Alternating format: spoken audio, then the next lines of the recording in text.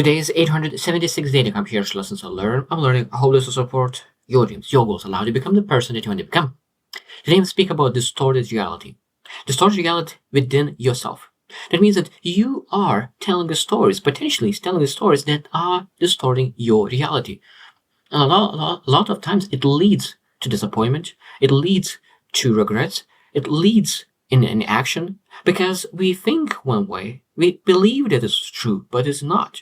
So today we'll share 11 things that we potentially could distort reality in areas that really slows us down and makes an obstacle that is just a small bump that we're able to go over. And sometimes we create a small bump as a massive wall, as a massive mountain. So today we'll share more of the sort of reality, what potentially you could do to really overcome it. Because at the end of the day, awareness is one of the most important parts. But when you're aware that that reality that you think of is real, it might be that it's not real whatsoever. And when you understand that, you're able to pivot, you catch yourself, pivot, and move something that in reality this is actual reality, not distorted reality. So number one is cognitive distortion. So that means that a lot of times we start to believe in biases. We start to believe that it's white or black because most of the time, 99% of the time is not black or white.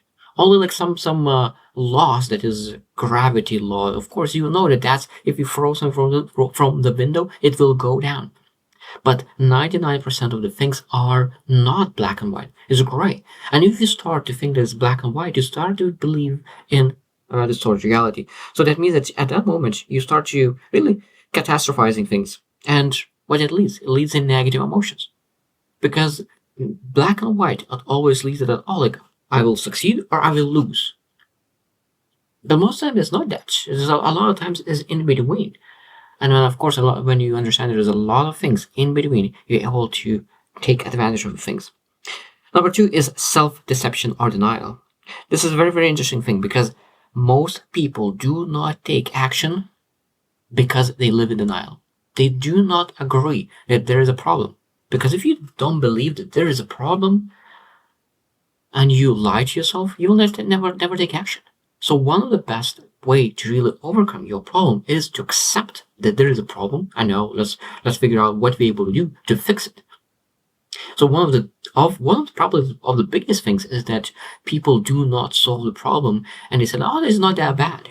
It's not that bad because they just want to live a better life. They don't want to really sometimes take an action sometimes. And because people don't want to take action, they deny problems whatsoever. And other people from other side are able to see that there is a problem. And they don't understand why that person is not able to see because they just denied. Number three is perception biases. That means that potentially you have some kind of perceptions in something. That means that if you have confirmation bias, that will be very, very selective where you get information. So you will ignore all the other information and you just use the information that just agrees with your information. And that is again part of distorted reality because if someone is telling you a different argument that is not what you believe in, you will ignore that because you just want to listen just what is your biases. And that is a very, very dangerous place to be because a lot of times people are, when in debate is a powerful tool, one of the best ways to really find the truth. But if you are ignoring other side, it's almost guaranteed that they'll be distorted reality because they never agree with the other side. Because most time there is like both truth. They have both of them. They have some truth. Most likely, one side is a little bit more truth than other, but understanding that there is some truth in the other side and look for that truth is one of the most powerful things that we able to do. Number four is emotional distortion. That means that we potentially have emotions that is not serving us, and at the same time, we potentially could look in some threats, some risks, and really start to feel that those threats or risks are much, much, much, much bigger than they really are. And I think that we potentially could lead to to fear because we start to believe that those emotions, those fears are much bigger than they really are. And that's why it leads to inaction. Because those threats, those risks that are small risks, small threats, become so massive in your mind that of course you are afraid to take action.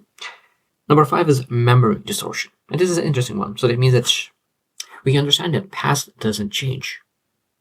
But a lot of times what it happens is that we start to distort our memory. So it starts to think and start to add things or forget things that is not serving us, or potentially we remember things that it never happened.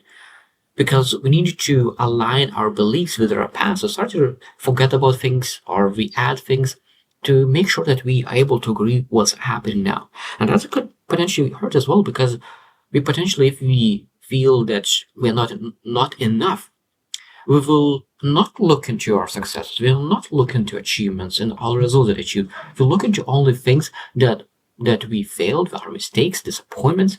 And that's again part of distorted reality, that you will lose your self-confidence because you're looking into negative things in the past. And of course, at the same time, it will be a lot of you will not be able to accurately measure your performance and what you learn, what you improve. Number 6 is identity distortion. That means that a lot of times people switch their identity just to align themselves with the external reality, and then just a lot of times adopting their identity to social norms. So they're living in a neighborhood, in a community where the people are a certain way, and they feel that they need to fit in, and they will adjust their identity, they adjust how they look themselves just to fit in that environment. And I think that sometimes that's the worst thing to do, because you will never feel fulfilled by living identity that is not you. Now, of course, we need to learn to be authentic. We need to learn to represent ourselves well, and not be afraid that maybe social norms are different, and you might be totally different, because 95% of people love one way of living, and there's 5% of people who want to live different, and that's okay. It just that means that those 5% of people who want to live differently have a smaller pool of people that they connect, and they find that those 5% of people has exactly the same vision. But you're not a part of 95%, and it's supposed to be happy that you are just of people who maybe think differently. And again, not leave your identity for external things. Number 7 is fantasy and escapism. That means that it might be that you're going through troubles, disappointments, setbacks, and you start to think about fantasizing or really escaping your reality by thinking about potential futures or potential reality that will never happen. Maybe you think about how otherwise, maybe you start to visualize that you're a superhero or whatever, that you're not able to think about how you're able to solve today's problems. Rather, think about who you could potentially be, in even fantasizing things that is not possible. Because one of the best way to do is really fixing what is happening now and not escape today. You're able to meditate and be present, but you're not supposed to escape yourself from today. Probably the best way to escape today is to meditate, understand, reflect, and then take action to move yourself out of your problems. Number 8 is projections. And this is very interesting, that a lot of times people are saying that, oh, I hated this person who does that. I hated this person that does other thing. And we a lot of times are able to project our insecurities, project our thoughts, project the things that other people do, and say that they are doing, but in reality, we are doing those. We have those insecurities. We have those thoughts. And that projection allows us to really not think about fixing ourselves, but we think about that other person needs to fix themselves.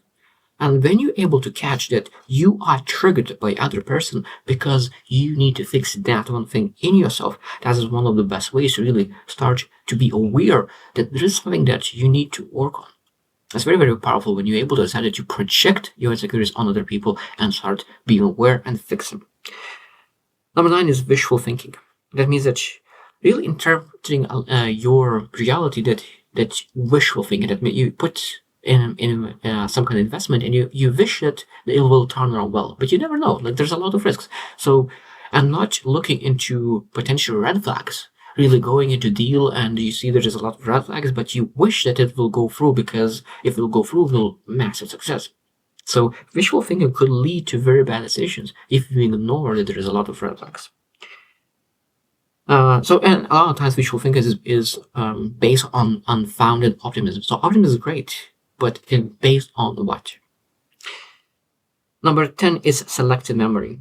So that means that we potentially could select or remember or forget some aspects of our past that really fits our current perception of reality.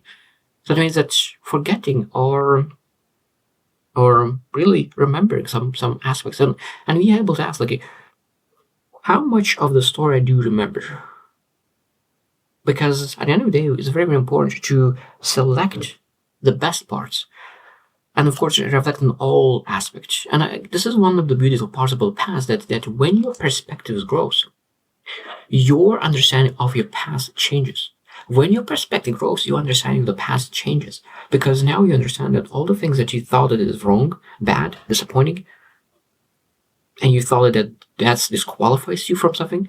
Now, because you have much, much more understanding and more perspective, you sort of see that those things that you thought it disqualifies you, that makes you qualify for much, much more things than disqualify you. The last one, number 11, is social comparison. That is part of distorted reality. Is that a lot of times we start to compare ourselves with other people, and that's inaccurately. That means that it might be that we compare ourselves only with very wealthy, very rich people who have massive wealth, and when we start to could feel that we are not enough, maybe we are feel inferior. But when you really understand that we need to have understanding where we are, how much we grow, and compare like where we are in the world between other people, because being able to compare ourselves with people who have less, who have more, and see where we are, and compare ourselves with ourselves a year ago or 5 years ago, that's the most important part. Because people who compare themselves only with people who are lower than, they start to believe that they are good. They are sort of become complacent because like my neighbors are doing much, much, much less than me. So I'm supposed to be good. No, there's a lot of people who are making more. There are a lot of people who are making less. But we need to compare ourselves with yesterday. But at the same time, sometimes once in a while, once in a month, supposed to see, okay, how I'm doing comparing to other people.